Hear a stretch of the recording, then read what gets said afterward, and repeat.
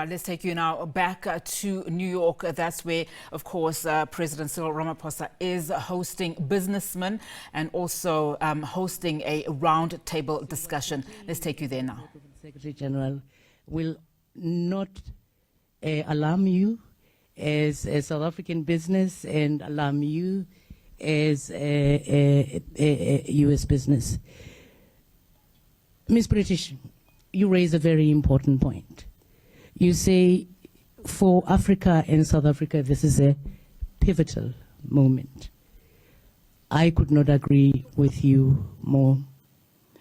As the part of the world where these minerals are in abundance, and so at the service of humanity, the question is, how do we ensure that we draw on these minerals without crippling the continent, as it were? So although our work was just on critical minerals for the just transition, we understood that these minerals are fundamentally important for our way of life now. It has changed so radically that when you and I wake up in the morning, we reach out for our phones. In that phone, there are elements that can be traced back to the continent of Africa. So how do we ensure that this time around, the continent benefits? So we looked at this from the angle of human rights. And I'll just go into the report by reading a quote from the Secretary General, where he says that a world powered by renewables is a world hungry for critical minerals. But for developing countries, critical minerals should mean a critical opportunity to create jobs, to diversify economies, and dramatically boost revenues, but only if they're managed properly. On the side of climate change, the race to net zero cannot trample over the people. So Simon is sitting next to you. He and I came into this because we created the Paris Agreement. SG understood that it was developed by the South African team, and it understands the inner workings of the Paris Agreement. So how do we ensure that history does not repeat itself? You have a mining boom that hollows out economies, and when it ends, it leaves us with disfigured economies, inability to create jobs, and inability to revive our economies. So our mandate was to create a set of principles that would focus on this, but also at the core of it, focus on justice and equity. I'll summarize the principles that we agreed on. The first one says human rights must be at the core of all mineral value chains. It is the hope that also Africa will not be marginal to the value chain, but will somehow control some elements of it. But principle one is about human rights being at the core of all minerals value chains.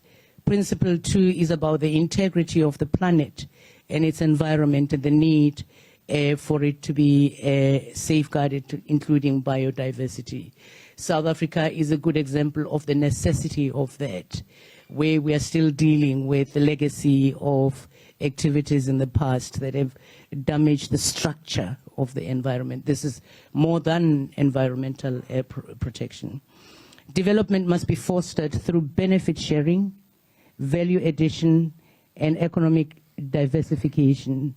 But value addition requires some work to be done on trade rules, as you know. We've recommended that that be a focal area.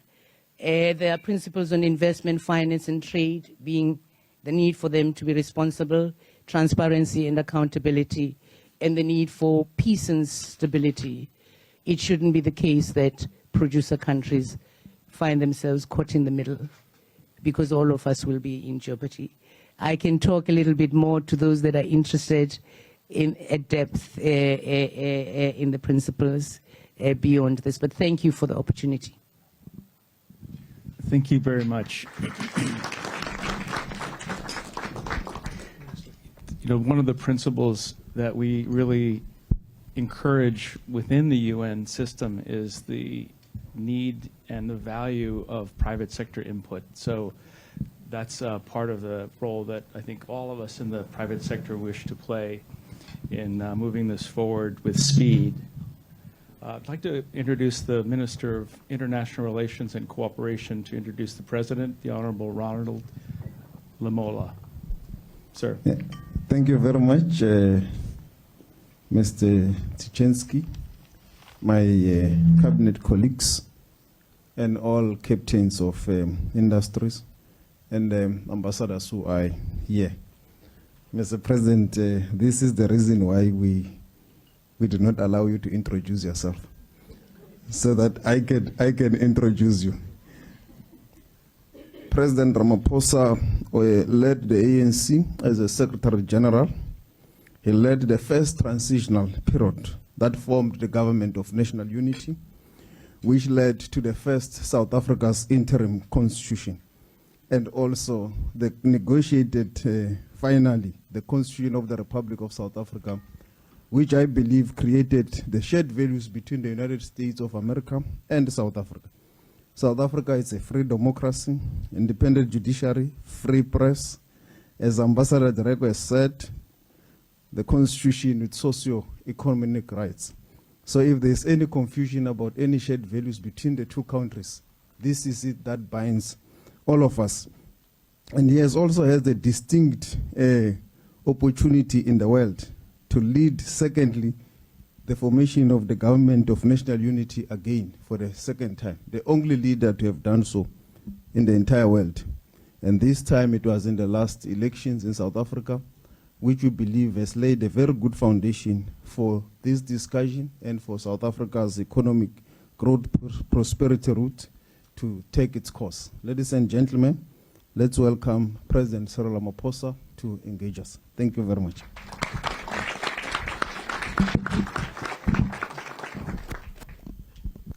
Well, thank you, Minister Lamula. I extend my greetings to all business leaders who are here, and want to thank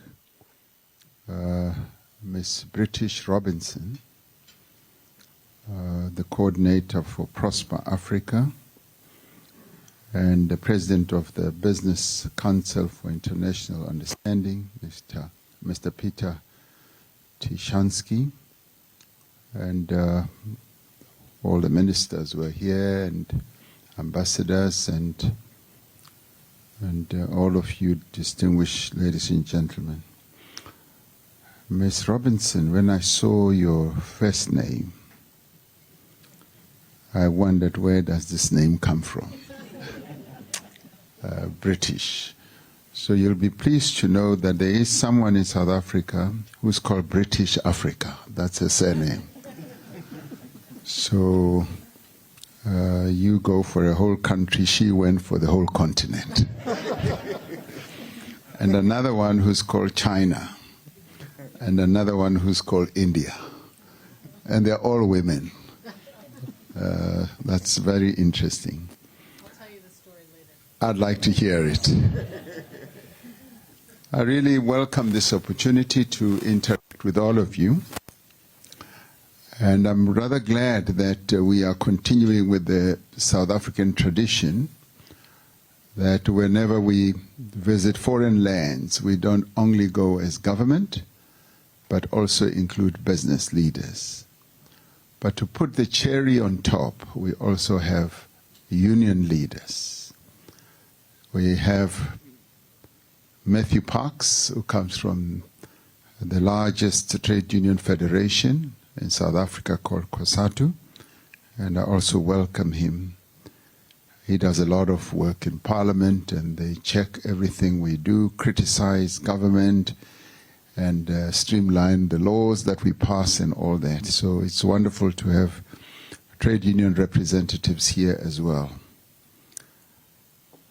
We meeting almost 4 months since our last general elections, which produced a government of national unity. We opted for this model, which was really inaugurated by Nelson Mandela in 1994, although that one was determined by the constitution, the interim constitution we had drafted. This time round, we did it on a voluntary basis, bringing together 10 political parties to coalesce around a common agenda for the economic growth and sustainable development in our country. The 10 parties coming from diverse histories, diverse backgrounds, ideological orientations, and what have you, have in the past 4 months been working together, forging a way forward for South Africa.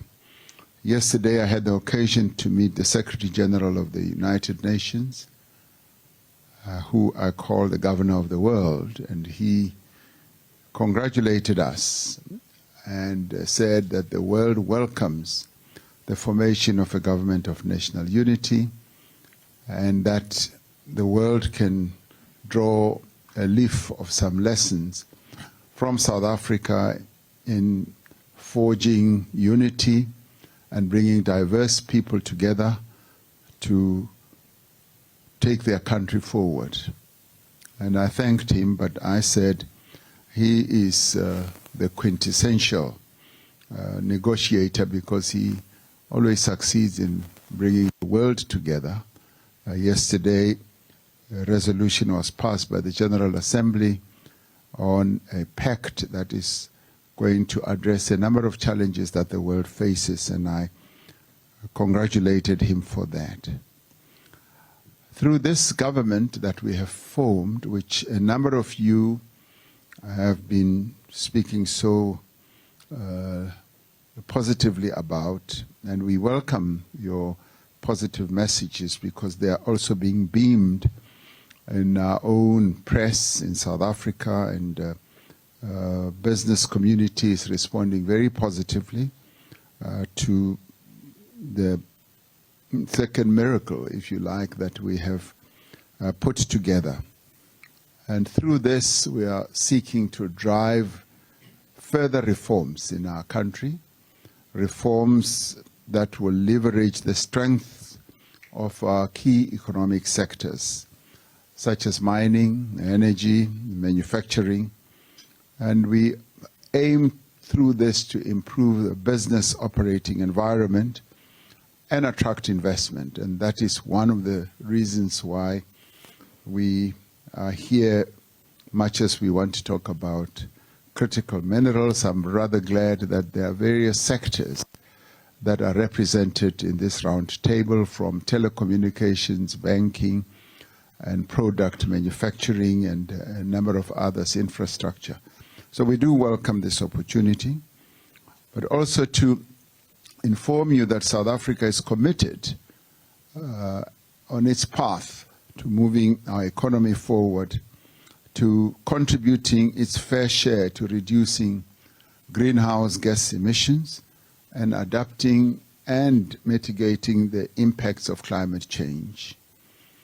We are advancing a just energy transition plan that will guide our shift from fossil fuel energy production to renewable energy sources, whilst at the same time ensuring equitable economic opportunities and social inclusion for affected communities. And our country's and Africa's critical mineral sector has a crucial role to play in this regard, and we recognize the importance of collaboration, of working together with other countries to develop the potential of our critical mineral sector. The US in particular has established a great deal of expertise in a number of areas that fuel the mining sector, such as automation, innovation, and sustainable practices, and we welcome that.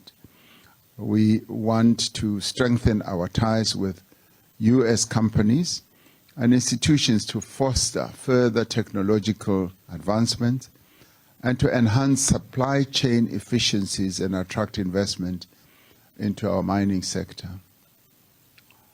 South Africa strongly endorses the United Nations Secretary General's position paper on critical energy transition minerals, which my dear sister, Ms. Diseko, has been involved in as well as one of the key coordinators, where the SG highlights the importance of beneficiation, benefit sharing, human rights, local value addition, and economic diversification.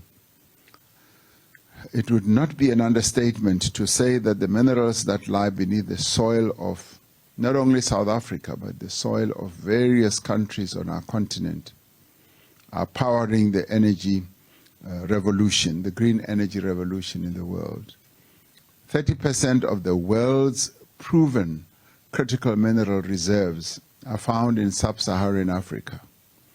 South Africa has substantial reserves, as we heard earlier, of platinum group metals, manganese, vanadium, as well as chromium. These resources are fundamental to the development of cutting-edge technologies that drive progress in various sectors. What will be critical is to ensure that this progress does not leave Africa behind. So the extraction of these critical minerals must not perpetuate colonial era patterns of exploitation of the continent's rich resources, where the past colonial powers, through their companies, came into the continent, extracted just the minerals, and exported them to their own countries, and beneficiated them, and in turn sold back to our countries the finished products. We want to reverse that whole practice. And I was rather pleased, was it a year or so ago, when I was in Paris at one of the summits that we held to discuss how we can restructure the financial architecture of the world, when one of the key leaders in Europe actually said that we should now, as the importing countries, that is the Europeans, particularly in the Northern Hemisphere, ensure that as we invest in mineral extraction, we also side by side invest in processing. And he was quite bold and firm on this assertion, and I welcomed that. And I was glad that the message that we've been beaming on the beneficiation of minerals and of processing is beginning to gain traction. And as it stands, most African countries export critical minerals primarily in their raw form. By focusing on basic extraction and not on beneficiation and value-added processing of minerals, Africa is both missing out as well as losing out. By some estimates, extraction of select minerals could boost the region's GDP by up to 12% or more in the coming years, say by 2050. However, this is really, in the end, a fraction of the benefits that could be reaped from processing and beneficiation.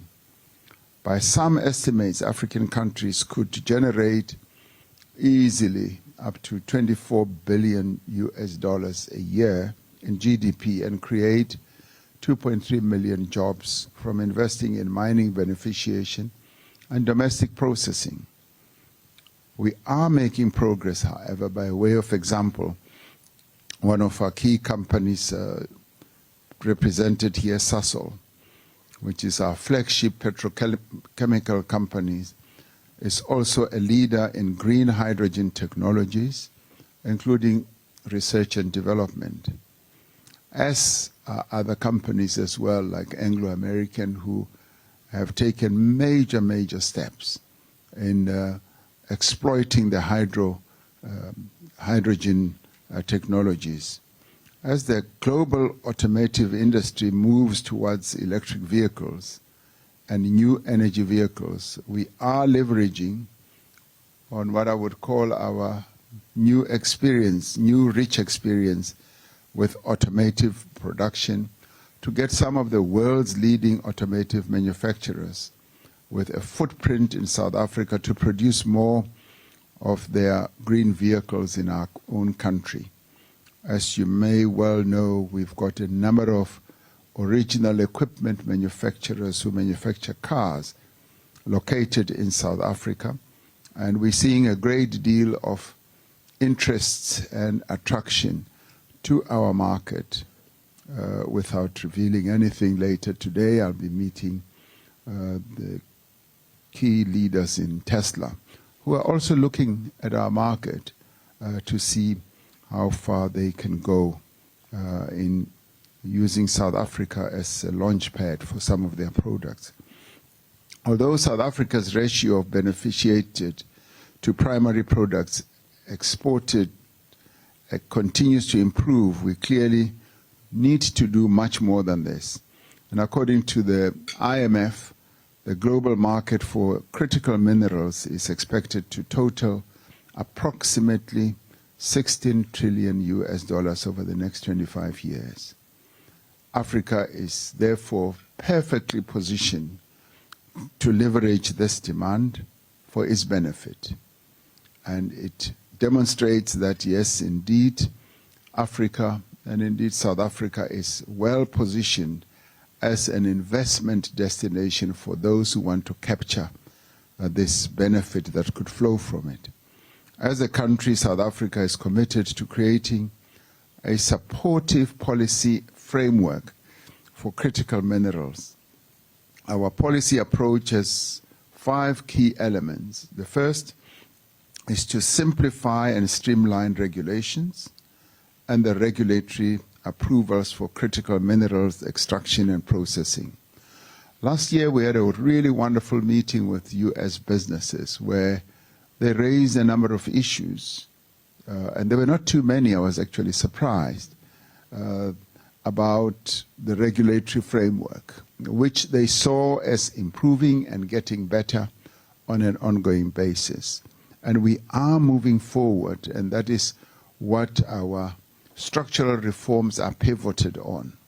Yes, there are areas where we're moving a little bit slower than what we should, but we are pointing in the right direction, and our reforms are beginning to gain traction.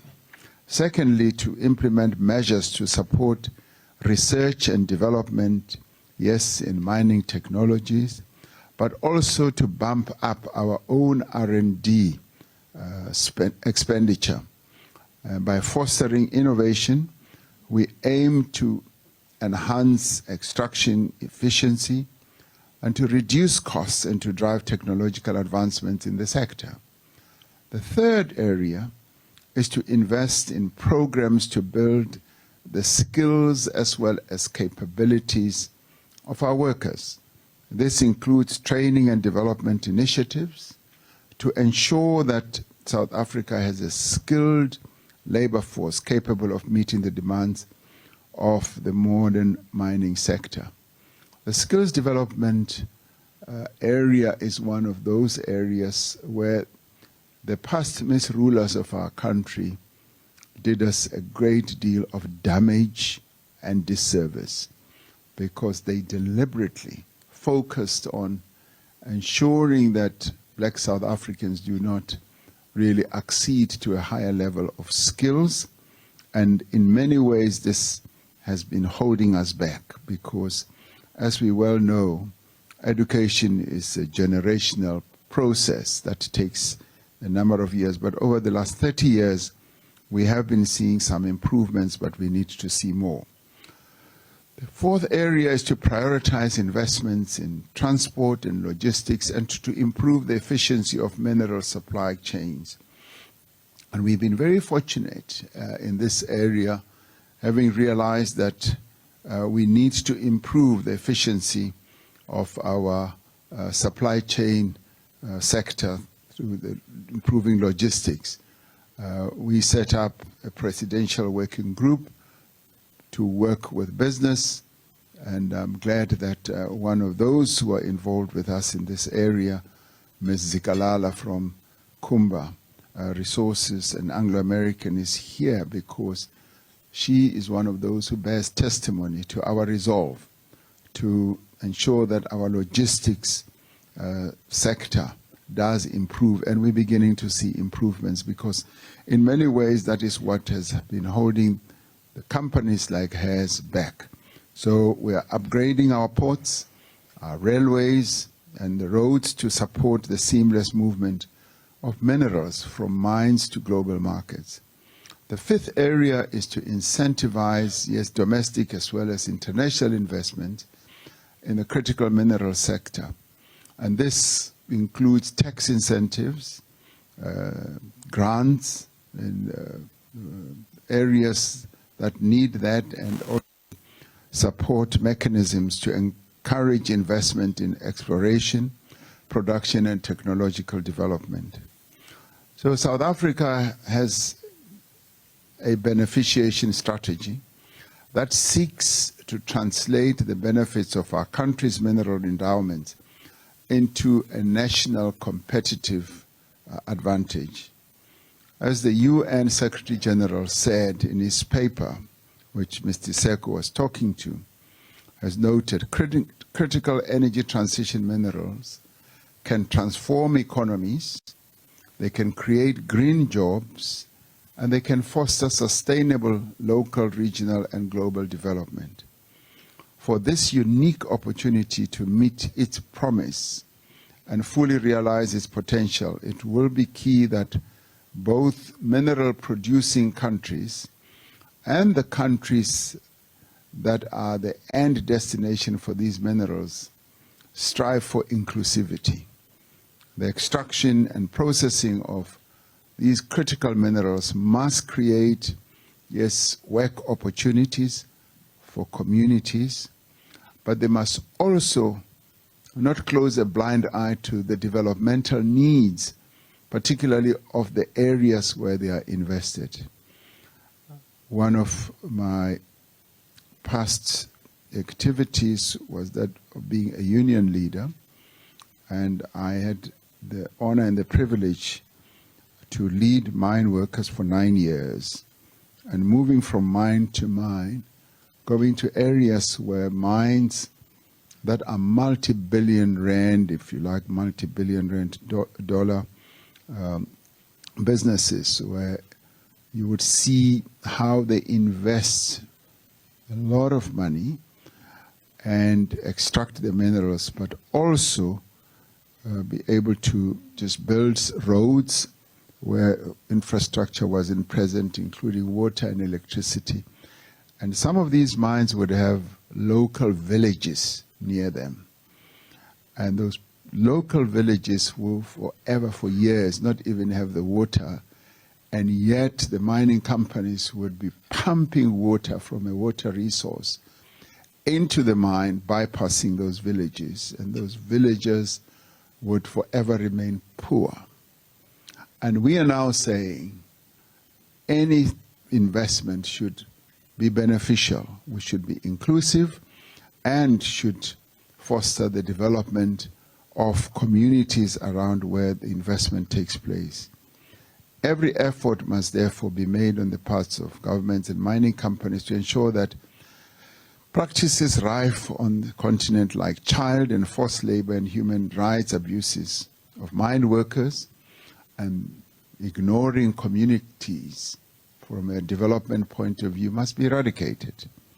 Local beneficiation must be prioritized and supported, enabling economies to diversify as well as to industrialize, and environmental safeguards, ecosystem protections, and sustainable extraction and processing practices must be sacrosanct. The extraction of these resources from the locations where they are mined is finite. As the UN Secretary General's paper notes, there must be a focus not on short-term prosperity, but on building lasting intergenerational equity. So these minerals are more than just commodities. They are integral to resolving some of the world's most pressing challenges, and be they climate change, energy insecurity, or food insecurity. and community development. These minerals power the technologies that can help us bring about a world that is more equitable and that leaves no one behind. And I do believe that by leveraging our respective strengths, pursuing strategic collaborations and improvement and implementing supportive policies, we do all stand ready to meet the demands of the global market and drive sustainable development. So I do call not only on US companies, but also our own companies in South Africa and investors to join us on this journey. We have now, and some of you said that we are now building the next chapter for our country, and we are on a next journey to our next cycle of life. And I can confirm that we've embarked on a new journey, a journey where we've all put our differences aside as political leaders in our country, and having created this government of national unity, which is really infusing a lot of confidence, even amongst ordinary South Africans. We do think that the support that we can get from an investment point of view and from a confidence-building point of view is going to stand our country in good stead. So I really welcome this opportunity and want to thank you all for being here, and I look forward to your engagements. And your engagements with us should also be underpinned by suggesting solutions. I always say to my cabinet colleagues, don't bring me problems, bring me solutions. So even today I will say, whilst you can articulate the challenges, and we have a number, also articulate solutions. Last year when we met, a number of companies articulated their frustration with our visa regime. And we, particularly when it comes to enabling key executives to come to South Africa easily. And we did say we are addressing this, and we continue to address it. This difficulty was so well articulated by one of our key bankers, Sim Chabalala, who's here, when we were in China at the FOCAC summit. And he said it takes him 2 days to get a visa to travel to China, but it takes his Chinese counterparts 4 to 6 months. And that message just really went to the heart, the center of my heart, like an arrow. And we are addressing that. So when you raise issues, be it as business leaders, including our own trade union movement, we listen. We're a listening government. We're prepared and willing to cooperate. Our ministers have had wonderful engagements. Minister Pak Stau, as he said, was here, was in Washington a month ago. Minister Lamula was here also a week ago, as both of them as new in their positions. And they've had wonderful engagements with U.S. government officials.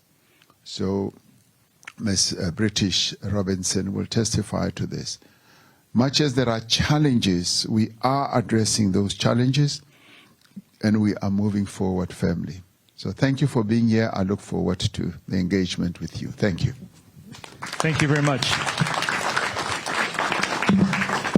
You touched on really many of the essential messages and points that the investor world is interested in hearing from you. A very good afternoon to you and welcome to The Full View. That is President Cyril Ramaphosa. They're participating in a roundtable discussion on navigating the new landscape for African minerals. It's taking place in New York. He's there for the rest of the week. And remember, he is going to be taking part at the 79th UN General Assembly.